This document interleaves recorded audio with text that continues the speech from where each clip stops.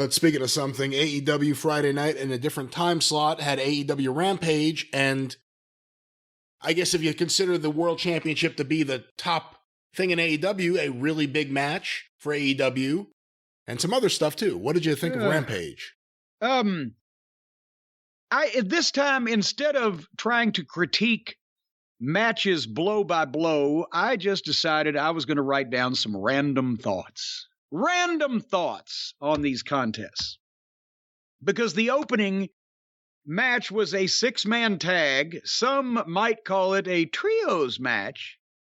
6-man tag team match. Billy and the Guns. They're opening Friday for Benny and the Jets.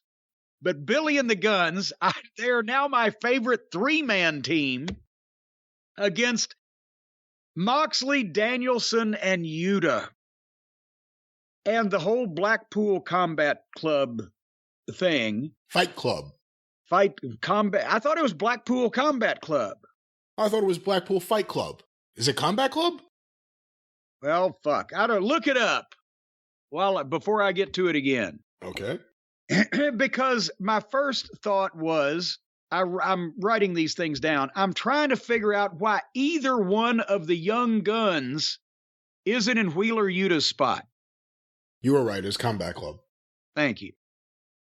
Physically, athletically, personality-wise, they look and act like professional wrestlers. They got something. Yuta comes out there in those god-awful, and by the way, not only the god-awful tights, but he's not wearing trunks over the tights, which makes somehow it look even more like somebody's fucking ballet tights or something gone wrong. But does it pass for personality now when people allow you to be beaten insensible by all their best shit and you come back because it's a work and that means you have personality? Because elsewise, I'm looking at the facials, the body language. He does moves. Do you see a star here that they're going to all this trouble over, and that fucking Moxley did everything but fucking pull a pin on a grenade and shove it up his ass? Yes and no. Do I see a star in the traditional sense of a star in professional wrestling? No. Do you see a star in the traditional sense of popular? I see a star in the sense of, for the AEW audience who are into guys who, whatever you want to call it, work rate, then he could maybe fit in. As he grows older and looks a little older, hopefully gets a different wardrobe. I think for those fans who aren't interested in the angle so much, or just interested in matches where it's guys kicking the shit out of each other, and it looks really stiff because it is really stiff and these guys are feeling it, and they just want to pop up and down for the near falls. And they want to get into submissions. And he's pretty crafty in the ring, and I think with those fans, he'll get over pretty big. But I don't think he has much appeal beyond that. At least right now, he hasn't shown it. And he hasn't shown it in promos. He hasn't shown it in the ring. But as far as if you want to just sit back and enjoy a wrestling match in the modern sense, I could see those fans liking him. Well, other random thoughts. Bryan Danielson was fucking brilliant as the top single heel in this company.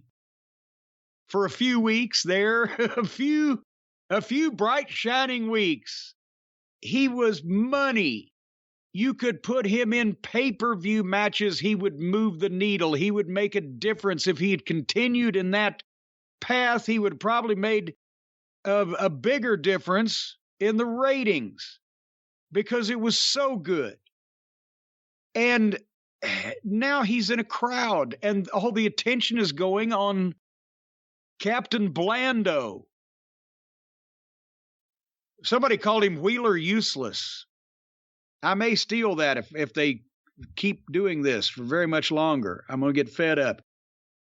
Billy Gunn looks like Andre next to this entire roster, and it seems as good as he ever was. He's a fucking freak. Did you see the flying Splash into the corner thing, the Billy Gunn stinger splash. Boom, nimble. When Billy Gunn was in the ring next to Moxley, it looked like a WWE superstar doing a special charity appearance feeding the homeless. Did you see that? That wasn't my exact thought, but I saw what you're referencing, yes. Colton Gunn has he's got such a leap on his drop kick, he didn't take off in time on one of them. He's got to take off before the guy even gets to the ropes so that he's got the time to go up and float and do a full extension. That's how good his jump is. Austin Gunn is my hero. He took a bump for the fucking hot tag that I loved. Moxley beat everybody up and then tagged Yuta, who did a crossbody off the fucking top. And then suddenly, everybody disappeared. Billy caught Moxley and Danielson with a double clothesline, and they take a double clothesline and just roll out and disappears. And now Billy's in there with Yuta, and they do some shit to showcase Yuta, and then everybody's still gone, and then Billy goes for the famouser, and Yuta foils it and rolls him up for the 3 count, and the baby faces on the floor suddenly are live and grab the heels. They're now actually giving people in wrestling matches solos. I've been noticing this more and more, where a multiple person a tag team match or a 6-man tag, there's a bunch of people involved. Sometimes they'll take a bump and roll out on the floor and stay there for 2 minutes selling off the ring, out of everybody's sight. Sometimes they'll do an offensive move and do the same thing. We saw that the other night, remember? And then they've disappeared. So they leave the fucking ring to just 2 people, and there's no it's like a solo on stage. There's no element of still a tag match or credibility that the partners would just suddenly disappear for minutes at a time over nothing. And they're doing that now. But Billy put Wheeler Yuta over. That's what it's all been about the last few weeks, is putting Wheeler Yuta over. You got to give them credit. When they decide to do something, they're going to do it. Even when every lick of knowledge and common sense would tell you otherwise. Adam Page became world champion right after they signed CM Punk and Bryan Danielson, the best singles wrestler in the world, for 6 weeks there when they let him be. So when they make their decision, I used to get mad at Vince for changing his mind every goddamn day.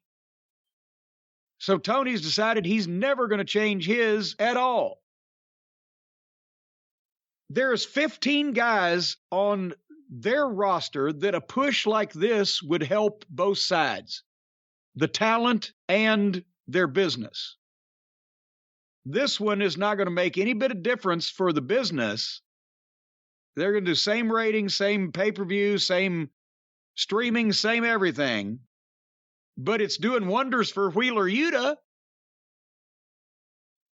But there's several people they could go to these links for, and it would help both. But meanwhile, Powerhouse Hobbs gets punked out by everybody. Yeah, I don't understand that. So then on this program, did you have any other further thoughts? I didn't mean to move ahead of you. No, that's quite all right, but since you've asked. That's quite all right. 2 thoughts, really. One, I think it's ridiculous if it's a 1-hour show and you're trying to squeeze stuff in. Why did Danielson need an entrance, and then Yuta and Regal, and then Moxley had to come through the audience? That's a bit much. Well, but look at what else they had on this show. The less we saw of it, the better. Go ahead. My second thought was, I'm watching Billy Gunn. I'm 42 years old. If whatever he's taking is fucking legal, I want to take it. What the fuck is he? I want to look like that. Can you imagine what my neighbors will think if I walk out looking like that? He's older than me. What the fuck? I want to do that. He's older than you? What the fuck? Look how old he's almost as old as me. What the fuck? I don't know if it's testosterone or what, But I need that. Well, regardless, it's genetics also and a lot of hard work, because they ain't made chemicals that are that good for that long unless you've got something else to work with. They also ain't made proteins that produce muscles like that I've ever fucking seen. Whatever it is, God bless you, but I want to know because I want to do it. Like Mama Cornette used to say, he's eating plenty of his meat and potatoes.